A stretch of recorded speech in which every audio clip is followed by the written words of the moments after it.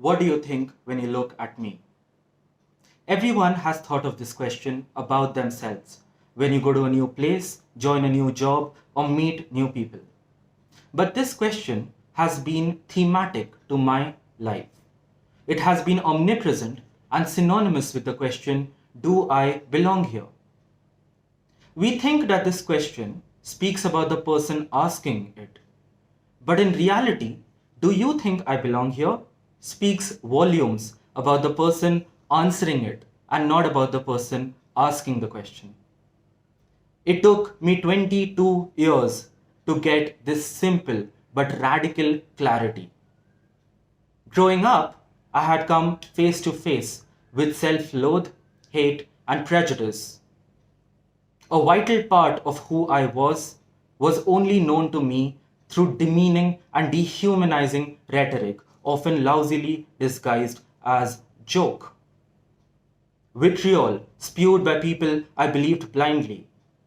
Media narratives and even some teacher made me want to distance me from myself.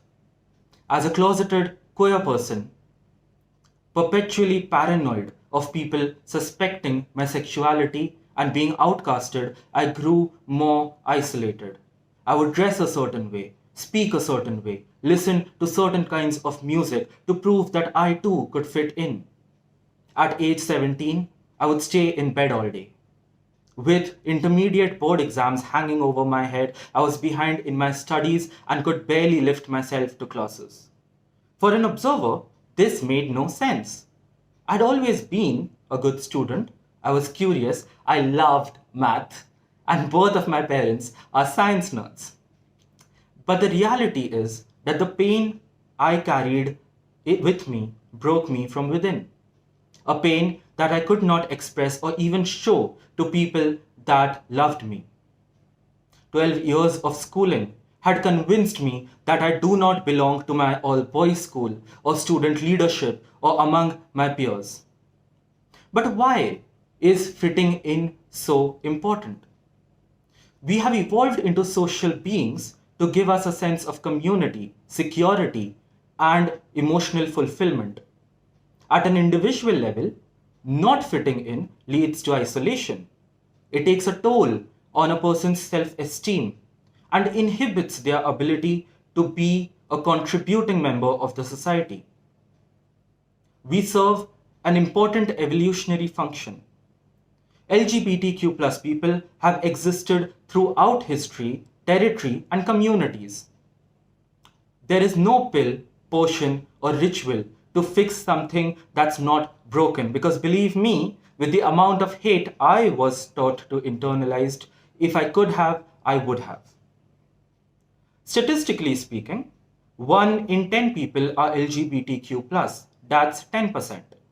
To put that in some context, I speak to you from Maharashtra, the second most populated state in India, which only accounts for 9.3% of the national population.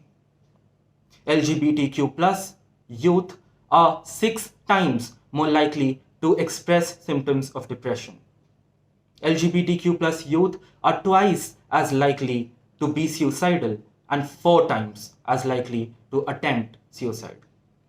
Family rejection and dynamics because of a person's sexual orientation or gender identity is the leading cause of youth homelessness. LGBTQ plus people have higher rates of psychiatric disorders, substance abuse, and suicide. As shocking as these statistics are, they are gathered from the United States. And by all accounts, these figures are much, much worse in India, where the gay rights movement is still in its primitive stages. Queer Indians feel more comfortable in metropolises and have to consciously think about moving to urban areas.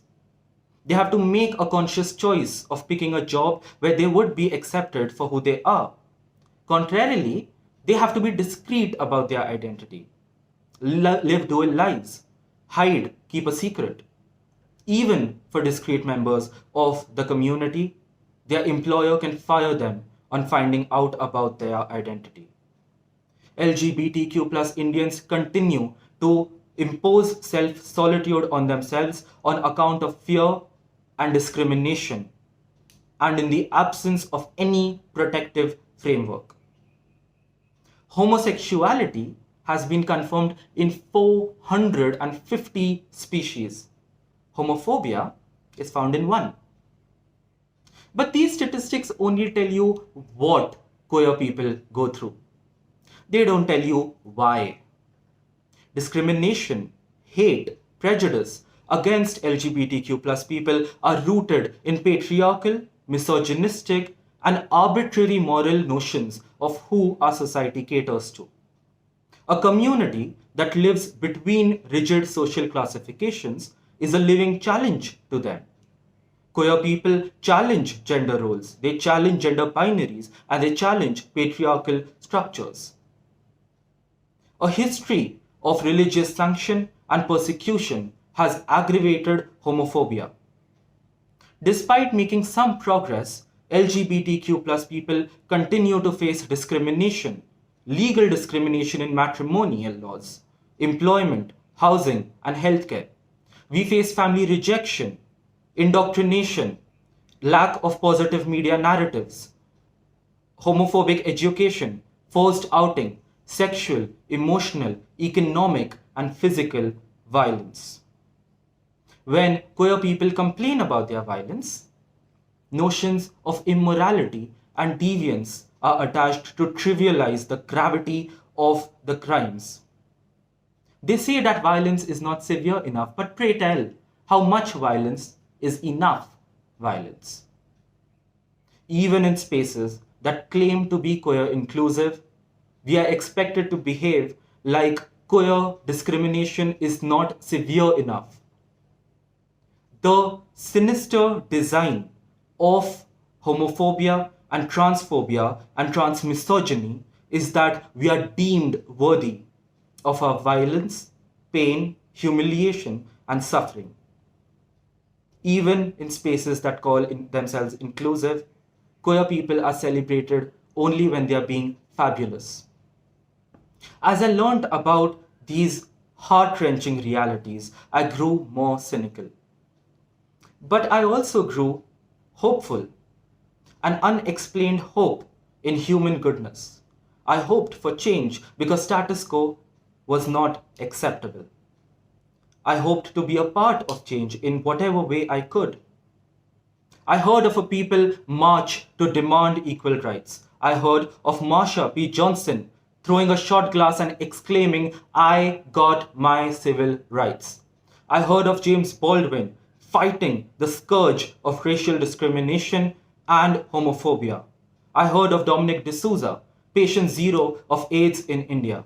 I heard of a bunch of lawyers who faced setbacks but refused to give up till Section 377 was decriminalized. I heard of a promise to secure justice, liberty, equality, and fraternity. In these 22 years of my life, I have seen change happen. I've seen myself go from a timid boy to a person who cannot and will not stop advocating for LGBTQ plus rights. I've seen an entire people go from felons in waiting to proud citizens.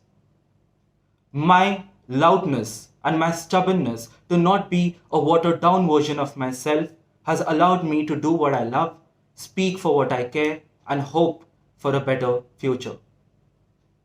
My loudness and my compassion is who I am.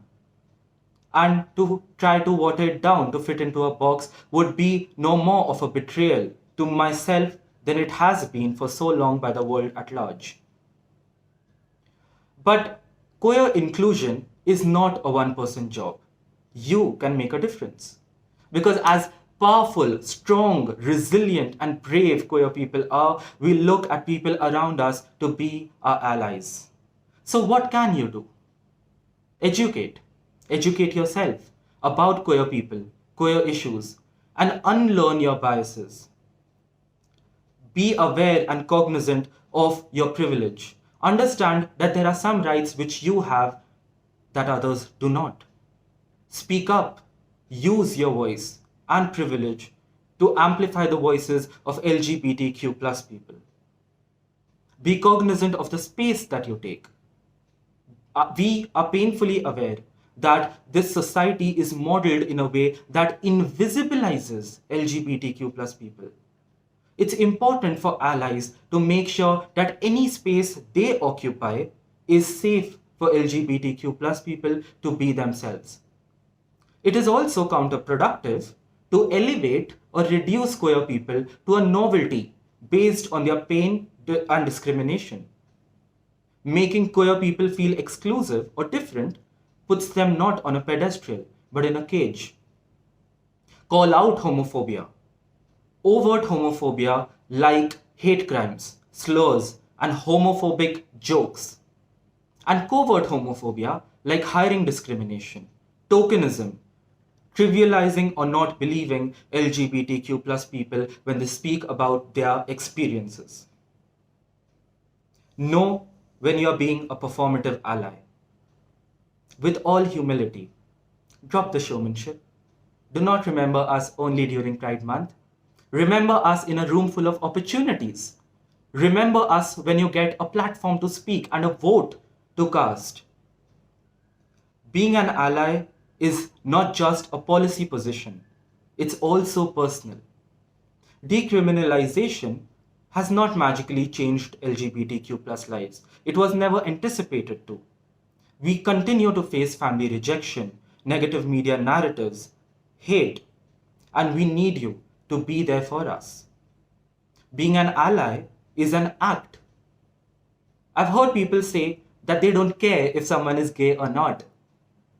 But that only makes you abstain from the conversation that's fundamentally stacked against LGBTQ plus people. So do not be a passive supporter, be an active ally. Support queer people, queer businesses, and queer narratives. And lastly, know that you will make mistakes. It's okay. Have humility, own up, and get right back to being an ally. The fact that we are even having this conversation was unimaginable to me growing up. We live in a time of change and hope. We live in a time where more people feel comfortable coming out and being true and authentic versions of themselves. We live in a time where there are credible and strong international and national efforts to uplift LGBTQ plus people. This gives me hope. This gives me inspiration. This makes me realize that my dreams could come true. But every time I hear of the inhumanity to which queer people are subjected, every time I hear of violence and police inaction, every time I hear state governments go before high courts to say that LGBTQ plus people are against culture, every time the ASG opposes civil and human rights of LGBTQ plus people, every time the government refuses to elevate a person to be a judge just because he's gay, all I hear is the arrogance of an arbitrary dogma that discriminates not on what someone does, but on who they are. As much progress as we make, we continue to realize just how much there is left to be done. So what does my alternate universe look like? In my alternate universe, LGBTQ plus issues would not be such a hot topic, not because it wouldn't be important, but because the society would not be misguided to taboo it. In my alternate universe, marginalized communities would not be made to feel that they do not belong. In my alternate universe, being true and authentic versions of yourself would not have to be an act of defiance or courage. But what I do not hold restricted to my universe is whether LGBTQ plus people belong. Because LGBTQ plus people belong in this universe and an alternate universe and every universe that the good God had the wisdom and imagination to create. We belong in classrooms and staff rooms. We belong in 7 Lok Kalyan Marg, 10 Downing Street and the White House. We belong in parliament, in government, in cabinet and in the board of directors. We belong in the private sector. We belong in the bar at law and the bench at law. We belong in science, public life, academia, arts, medicine, and the army. We belong in matrimonies, we belong in families, and to parenting of children we call our own. We belong in every space that humans have been able to call their own. Because when the walls of hate and prejudice fall down, all you will see in us are human beings. And that alone is a qualification and claim to equal rights as equal citizens. To any LGBTQ plus person listening, know that you are loved, heard, and seen. That the world has so much to offer to you, but more importantly, you have so much to offer to this world. When you feel bogged down, know that you stand on the shoulders of brave transgender people, lesbians, bisexuals, and gay people who came before you, and that you, knowingly or unknowingly, paved the way for the next queer person to follow. Let no one tell you that you are not strong enough, or smart enough, or worthy enough of every opportunity. No one gets through life alone. And all rainy days end. And when they do, all that is left is a magnificent rainbow. And that's true for all universes. And that's where we belong. And that's my world of queer belonging.